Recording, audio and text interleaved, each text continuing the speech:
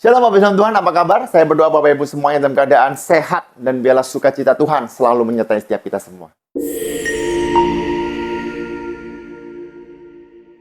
Kembali lagi dengan saya, Pastor Yosua Gunawan dari Gereja GBI Keluarga Allah Blessing Kota Surabaya. Dan saya mau mengucapkan selamat memperingati Hari Jumat Agung atau Good Friday, di mana Yesus mati di atas kayu salib untuk setiap kita semua, untuk menanggung dosa kita semua.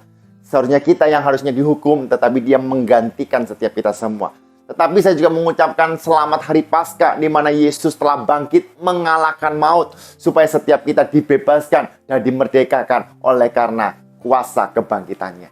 Baik Bapak Ibu, sebelum kita akan mendengarkan renungan firman Tuhan, mari kita berdoa bersama-sama untuk firman Tuhan. Tuhan, kami mengucap syukur atas segala kebaikan-Mu dalam kehidupan kami. Kami ada sebagaimana kami ada, itu semua karena penyertaan dan kasih karunia-Mu Tuhan.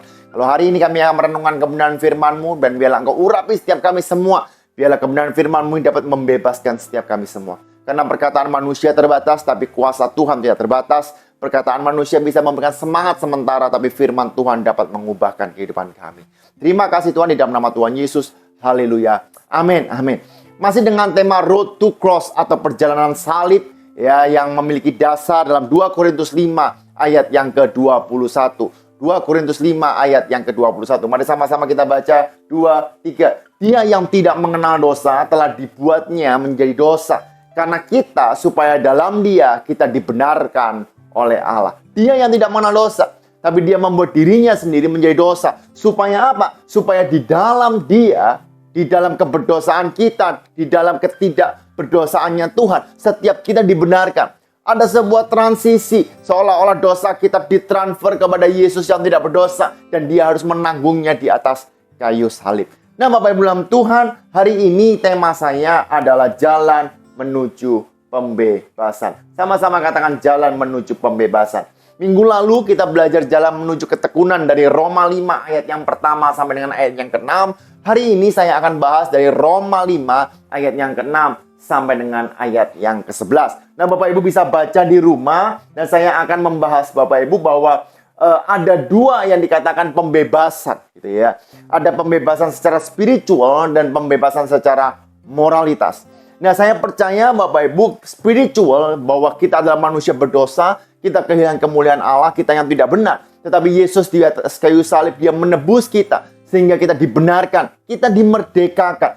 Ya, sehingga setiap kita tidak berdosa karena kita menerima kebenaran daripada Kristus sendiri. Nah, itulah pembebasan secara spiritual. Tetapi hari ini saya mau menekankan sedikit tentang pembebasan moral, yaitu kita yang ada dalam dunia ini.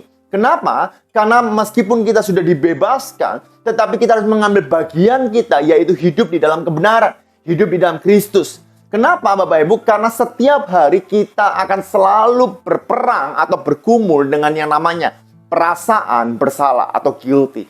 Nah, perasaan bersalah itu mau Bapak Ibu tengking, mau Bapak Ibu usir, mau Bapak Ibu kalahkan dan sebagainya, ya dia suatu saat akan datang lagi. Ya, dia akan selalu menuduh kita dalam segala aspek. Ya, mungkin mengingatkan akan dosa kita yang lalu sebelum kita bertobat, bahkan mengingatkan bagaimana kita mungkin mendukakan Tuhan. Nah, perasaan bersalah itu terus-menerus akan selalu menghantui kita. Bahkan Bapak Ibu, ya, bukan masalah sekarang fenomenanya bukan hanya masalah benar atau salah, tetapi antara malu dan juga hormat. Nggak apa-apa aku salah, yang penting aku terhormat, ya kan? Yang penting saya tidak mendapatkan malu. Ya, jadi Bapak Ibu hari-hari ini semuanya sedang mencari sebuah makna, yaitu bagaimana saya dihormati, yang penting saya nggak malu. Tetapi bukan seperti itu. Justru sebenarnya kita harus belajar bagaimana kita benar.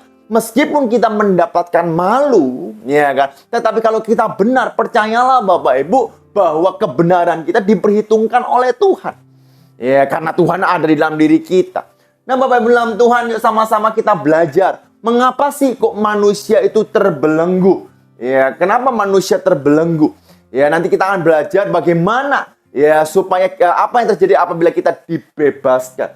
Pertama kita lihat dalam Roma 5 ayat yang ke-6. Karena waktu kita masih lemah, sama-sama katakan lemah, Kristus telah mati untuk kita orang-orang durhaka pada waktu yang ditentukan oleh Allah. TSI terjemahan sederhana Indonesia berkata seperti ini.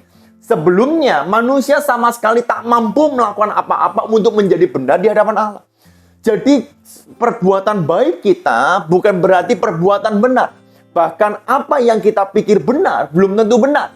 Kenapa? Karena kebenaran tidak bisa didapatkan oleh manusia, tapi pembenaran dapat kita terima daripada Kristus yang membenarkan kita.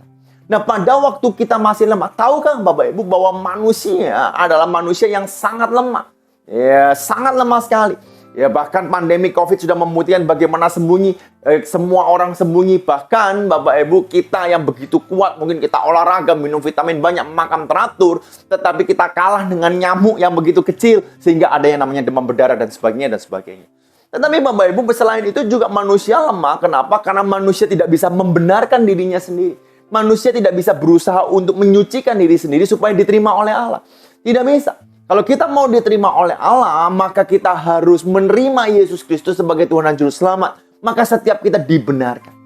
Nah, karena ini sudah lewat masa prapaskah, sebenarnya ada masa Lent. Lent itu adalah, kalau Bapak Ibu lihat, ada yang namanya Rabu Abu dan sebagainya. Nah, Lent itu biasanya ada sebuah salib yang ditaruh di kepala gitu ya. Nah, artinya apa sih? Saya mengambilkan filosofinya, saya tidak menyuruh Bapak Ibu melakukan hal seperti itu, tetapi saya mau memberitahu maknanya. Ya, maknanya adalah bahwa manusia itu berasal dari abu, dari debu.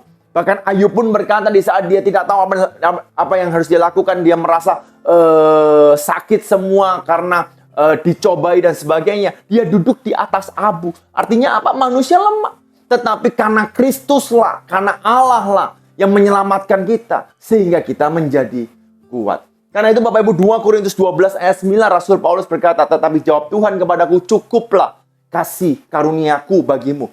Sebab justru dalam kelemahanlah kuasa Tuhan menjadi sempurna.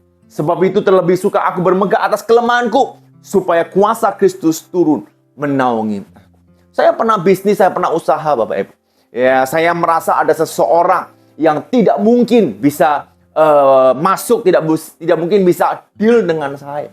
Saya meremehkan. Ya, tetapi saya tahu Bapak Ibu, ada beberapa orang juga yang merasa, wah ini potensi buyer besar. Tapi apa yang terjadi Bapak Ibu? Justru di dalam kelemahanlah kuasa Tuhan menjadi sempurna. Malah apa yang saya harapkan tidak terjadi, apa yang tidak saya harapkan itu terjadi. Yang lain apa? Yaitu dari segi bisnis. Saya di saat mempersiapkan firman Tuhan, banyak sekali saya merasa tidak percaya diri dengan apa yang saya sampaikan. Kenapa? Karena bagi saya mungkin Tuhan, aku perlu anugerah-Mu, banyak hal-hal tersirat yang harus saya sampaikan. Tapi justru di dalam kelemahanlah kuasa Tuhan menjadi sempurna. Orang yang sadar akan kelemahan dirinya, disitulah orang itu menjadi kuat. Orang yang sadar bahwa dirinya lemah dan selalu dihantui perasaan bersalah, ya kan? Dia sadar bahwa dia nggak bisa apa-apa, dia butuh anugerah Tuhan. Disitulah dia akan mendapatkan kekuatan daripada Tuhan. Karena itu Bapak Ibu dalam Tuhan, ya sadarilah bahwa Bapak Ibu dan saya, kita semuanya adalah manusia lemah. Yang kedua, bagaimana kita menerima pembebasan itu? Roma 5 ayat 6 sampai 7 berkata, sebab tidak mudah seorang mau mati. Ya, untuk orang yang benar, tetapi mungkin untuk orang yang baik ada orang yang berani mati. Akan tetapi Allah menunjukkan kasih-Nya kepada kita. Oleh karena Kristus telah mati untuk kita ketika kita masih berdosa. Akan tetapi Allah menunjukkan kasih-Nya kepada kita.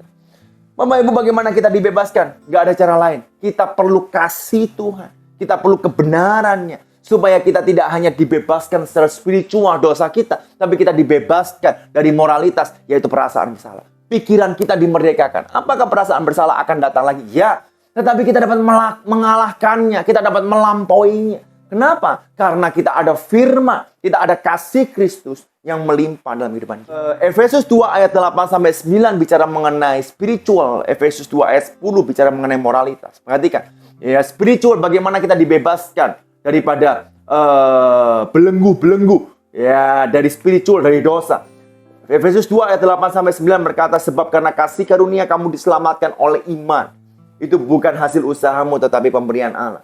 Itu bukan hasil pekerjaanmu, jangan ada orang yang memegahkan diri.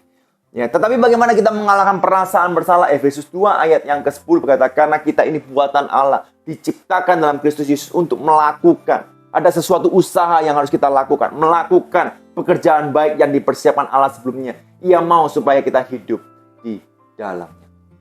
Karena itu Bapak Ibu dalam Tuhan, yuk hiduplah ya seperti engkau dibebaskan. Meskipun perasaan bersalah itu hal yang wajar. Tetapi kalau Roma 5 ayat yang ke-9 mengatakan lebih-lebih karena kita sekarang telah dibenarkan oleh darahnya. Kita pasti, ada sebuah keyakinan, kemantapan, kita pasti akan diselamatkan dari murka Allah. Terkadang manusia datang dengan perasaan bersalah. Aku ke gereja kenapa? Ya, aku merasa berdosa. Ya, that's good. Datang kepada Tuhan dengan apa adanya. Tetapi ada juga orang yang nggak mau ke gereja kenapa? Karena aku belum siap, dosaku terlalu banyak dan sebagainya.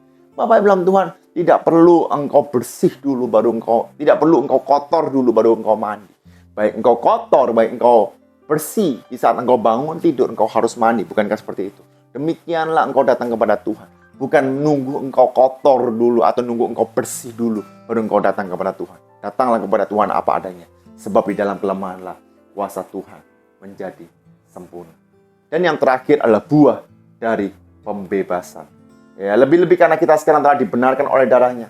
Kita pasti akan diselamatkan dari murka Allah. Kita pasti diselamatkan dari murka Allah. Sebab jikalau ketika kita masih seteru diperdamaikan dengan Allah oleh kematian anaknya, lebih-lebih kita yang sekarang telah diperdamaikan pasti akan diselamatkan oleh hidupnya.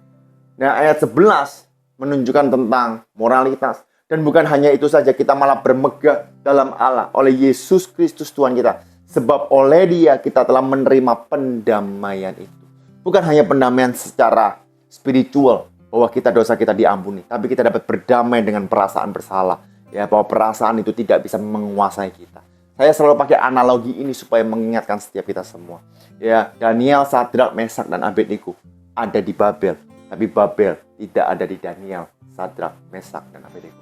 Apapun perasaan bersalah, mungkin perasaan bersalah daripada pasanganmu, daripada anakmu, atau masa lalumu dan sebagainya. Saya cuma beritahu satu hal.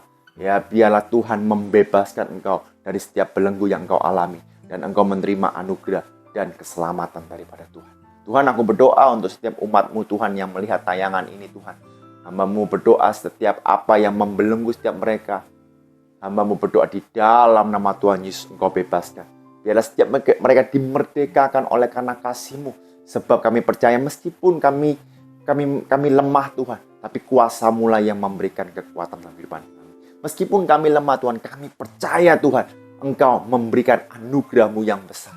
Karena kami sadar bahwa Engkau memberikan kami anugerah-Mu yang besar, maka kami kuat, kami dibenarkan, kami disembuhkan, kami diberkati di dalam nama Tuhan Yesus. Terima kasih Tuhan. Haleluya.